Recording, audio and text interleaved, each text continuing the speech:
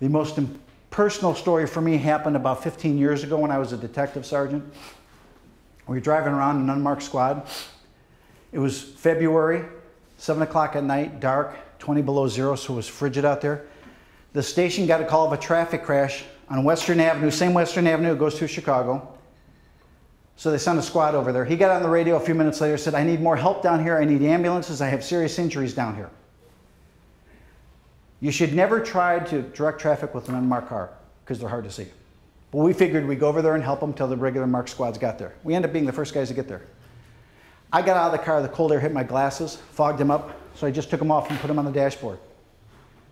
Just then the first cop that was there ran up to me and goes, Sarge, I got a woman in the car and I think she's dead. So we started running to where the car was.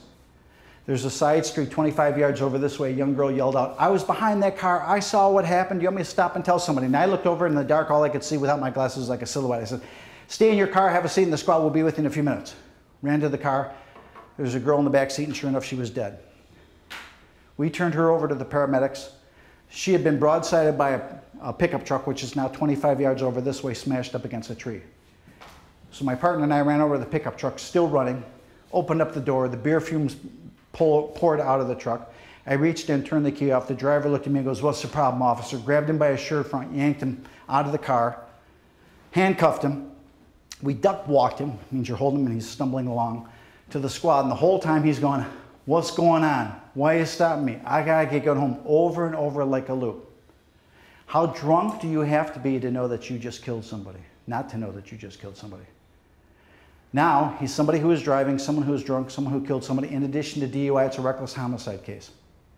So we put him in the squad car, the first officer there, and I put my partner with him to watch him. I went over to the girl's car to talk to her because it's important to talk to the witness. She was crying, so I gave her time to calm down. When she could talk, she told me she was behind the car at the red light. When the light turned green, the car in front of her went and she followed. This guy ran the red light in the broadside of the car in front of her.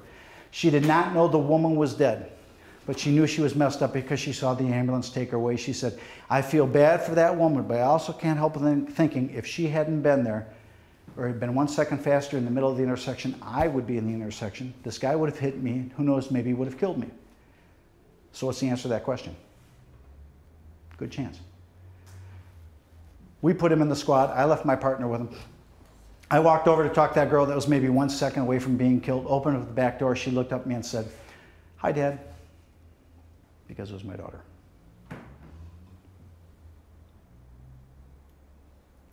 One second. 1 second. I remember thanking God one night when I couldn't sleep that my daughter hadn't gotten hurt. And then it hit me that somewhere in some other house, some other father was wondering why his was. And that is the time that I realized drunk drivers are not funny.